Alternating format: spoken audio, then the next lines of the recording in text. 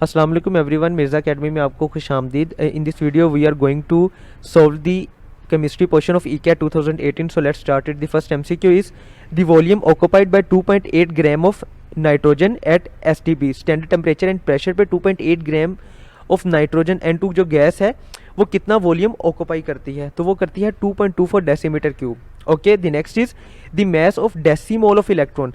डेसीमोल of electron का mass कितना होता है, तो ये मैस बनता है 0.054 मिलीग्राम।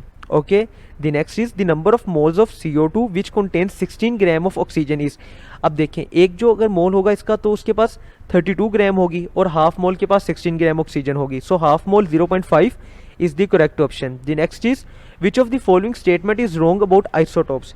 इनमें से ऐसी कौन सी स्टेटमेंट है जो आइसोटोप्स के बारे में गलत है, तो गलत जो स्टेटमेंट है वो बनती है they possess different position in the periodic table. ठीक है कि पीरियोडिक टेबल में उनकी जो पोजीशन है वो एक ही होती है, so delta is the correct option. The next is qualitative analysis is carried out for. Qualitative analysis हम क्यों करते हैं, तो ये हम करते हैं आइडेंटिफिकेशन ऑफ एलिमेंट्स, एलिमेंट्स की आइडेंटिफिकेशन के लिए कि हमें पता चले कि ये कौन सा एलिमेंट है। The next is percentage of calcium in calcium carbonate. Calcium carbonate में कैल्शियम की परसेंटेज कितनी होती है, तो ये बनती है 40%। Okay, the next is combustion analysis is perform to determine. Combustion analysis जो है वो हम क्या चीज़ डिटरमन करने के लिए परफॉर्म करते हैं, यानी उससे हम क्या किस चीज़ का पता करते हैं, तो उससे हम एम्पेरिकल फार्मूले का पता करते हैं, so alpha is the correct option. The next is most elements have fractional atomic message because of. बहुत से एलिमेंट्स ऐसे हैं जिनका फ्रैक्शनल एटॉमिक मैस होता है, जैसे 92.5 या 48.2 इस तरह पॉइंट में होता है, तो इसकी वजह क्या होती है, इसकी वजह ये होती है कि atomic masses are average masses of isotopes proportional to their relative abundance. यानी एटॉमिक मैस जो होता है वो एवरेज होता है सारे आइसोटोप्स के मैसेज का, और उसके बाद उसमें हमने कंसीडर करते हैं उनकी रिलेटिव अबंडेंस को भी।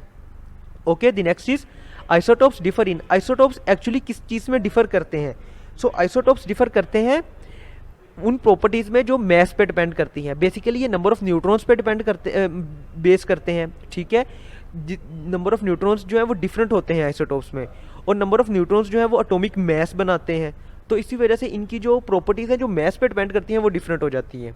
The next is which of the following is not a macromolecule. इनमें से कौन सा मैक्रोमोलिक्यूल नहीं है, सो इनमें से जो माल्टोस है वो मैक्रोमोलिक्यूल नहीं है। The next is which of the following method is use to estimate hydrogen in an organic compound. Hydrogen को, किसी भी कंपाउंड में हाइड्रोजन को डिटेक्ट करने के लिए हम जिस मेथड को यूज़ करते हैं उसे हम कहते हैं Dumas method, so beta is the correct option. The next is isotopes of the same element has. अभी मैंने ऊपर बताया कि आइसोटोप्स जो होते हैं उनका नंबर ऑफ न्यूट्रॉन्स जो है वो डिफरेंट होता है, सो सेम नंबर ऑफ नहीं, डिफरेंट नंबर ऑफ न्यूट्रॉन्स उसमें होते हैं, so Charlie is the correct option. The next is the nucleus of an atom of every element will always contain. अब देखिए, हमें पता है कि न्यूक्लियस में प्रोटॉन्स होते हैं और न्यूट्रॉन्स होते हैं, इलेक्ट्रॉन्स बाहर शेल्स में होते हैं और न्यूक्लियस में प्रोटॉन्स और न्यूट्रॉन्स होते हैं, लेकिन उन्होंने पूछा है कि एवरी एलिमेंट के, हर एलिमेंट के न्यूक्लियस में क्या पाया जाता है, तो वो प्रोटॉन्स पाए जाते हैं। क्यों? क्योंकि हाइड्रोजन में न्यूट्रॉन नहीं होते। ठीक है, हाइड्रोजन के न्यूक्लियस में सिर्फ प्रोटॉन होते हैं। अगर वो सिर्फ ये पूछते कि एक एटम के न्यूक्लियस में, एवरी ना लिखते कि किसी भी एलिमेंट के न्यूक्लियस में क्या चीज़ पाई जाती है, जनरल क्वेश्चन होता, तो उसका आंसर आना था proton and neutron. Okay, the next is when cationic molecular ions are allowed to pass through strong magnetic field in mass spectrometer which of the following ions are fallen. तो इनमें से कौन से आयंस जो है वो फॉल करते हैं जो लाइटर होते हैं। ठीक है, जो हल्के होंगे उन्हें मैग्नेटिक फील्ड जो है वो अपनी तरफ जल्दी खींच लेती है। ठीक है, the next is when 0.5 mole of phosphoric acid dissolve in aqueous solution how many moles of negative and positive ions are collected all together. तो इनके 2 मोल्स बनते हैं। Okay, the next is for which of the following compounds the term empirical formula can not be applied. तो इनमें से किसके लिए empirical formula applied नहीं होता, तो एम्पेरिकल फार्मूला जो है वो इन तीनों के लिए अप्लाई होता है। Okay, the next is Dempster's mass spectrometer has a number of zones या पार्ट्स। डेम्स्टर मैस स्पेक्ट्रोमीटर में कितने जोन्स होते हैं या उसके कितने पार्ट्स होते हैं, सो उसमें 5 पार्ट्स होते हैं, so alpha is the correct option. The next is the properties of an element mostly correspond to that isotopes which has greater. Properties जो एक एलिमेंट की होती हैं वो किस आइसोटोप से बनती हैं, ठीक है, या वो किस आइसोटोप की प्रॉपर्टीज़ के ज़्यादा करीब होती हैं, वो उन आइसोटोप्स के ज़्यादा करीब होती हैं जिनकी रिलेटिव अबंडेंस ज़्यादा है। ठीक है, कि एक आइसोटोप जो है वो अगर 98% पाया जा रहा है किसी भी एलिमेंट में, ठीक है, तो उसकी प्रॉपर्टीज़ जो एलिमेंट की प्रॉपर्टीज़ है वो इसी आइसोटोप से ज़्यादा ही मिलेंगी। ठीक है, क्योंकि 98% तो वही है। The next is 1 AMU is equal to so 1 AMU is equal to 1.6 multiply by 10⁻⁻27 kilogram, और अगर ये ग्राम में पूछेंगे तो -24 ग्राम बनेगा. So alpha, in this case alpha is the correct option. The next is which of the following technique is simple and efficient to purify a substance. इनमें से कौन सी ऐसी टेक्निक है जो कि सिंपल भी है और वो एक सब्सटेंस की प्यूरिफिकेशन के लिए यूज़ होती है. तो इनमें से वो टेक्निक बनती है solvent extraction. Okay, the next is in solvent extraction ether is use to separate products of organic synthesis from water. The next is 95% ethanol is called. 95% ethanol को क्या कहा जाता है? So 95% ethanol को हम कहते हैं rectified spirit. Okay, the next is the use of CaCl2 and PCl5 in the process of crystallization is as a. crystallization के process में हम CaCl2 और PCl5 को use करते हैं.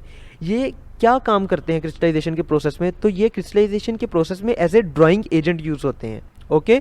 The next is the ratio of the amount of solute in an organic and aqueous solvent is. ये जो ratio होती है अमाउंट ऑफ सोल्यूट की, तो ये डिपेंड करती है किस चीज़ पे? उसके डिस्ट्रीब्यूशन कोफिशिएंट पे. Okay, the next is without suction pump filtration is a slow process. कि अगर हम फिल्ट्रेशन में सक्शन पंप नहीं लगाते तो फिल्ट्रेशन होती तो रहती है लेकिन उसकी स्पीड कम होती है, तो वो एक स्लो प्रोसेस बन जाता है. जैसे हम सक्शन पंप लगाते हैं, यानी सक्शन और वैक्यूम क्रिएट करके उससे नीचे खींच लेते हैं, तो एक फास्ट प्रोसेस बन जाता है. The next is animal charcoal absorb the coloured impurities. ठीक है, कि एनिमल चारकोल जो है वो कलर्ड इम्प्योरिटीज़ जो है, कि ऐसी इम्प्योरिटीज़ जिनका कोई कलर होता है स्पेसिफिक, उसको एब्जॉर्ब करने के लिए वो यूज़ होता है. The next is direct conversion of solid into vapours is called sublimation. ठीक है, सब्लिमेशन की डेफिनेशन ये है कि अगर हम सॉलिड को हीट करते हैं तो वो डायरेक्ट वेपर्स में कन्वर्ट हो जाता है, वो लिक्विड फेज से नहीं गुजरता. The next is crystallisation does not involve. इनमें से कौन सी ऐसी चीज़ है जो क्रिस्टलाइजेशन में नहीं होती? सो हीटिंग उसमें होती है, कूलिंग भी होती है और वेपोराइजेशन भी होती है, लेकिन जो सब्लिमेशन है वो क्रिस्टलाइजेशन में नहीं होती. The next and the last one for this section is repeated extraction using small portion of solvent is more efficient. कि अगर स्मॉल पोर्शन ऑफ सॉल्वेंट हम यूज़ करेंगे और रिपीटेड एक्सट्रैक्शन करेंगे तो ये प्रोसेस जो है ज़्यादा एफिशिएंट बन जाता है. Okay, let's end here. If you have any question, any query, you can ask in the comment section. Thank you.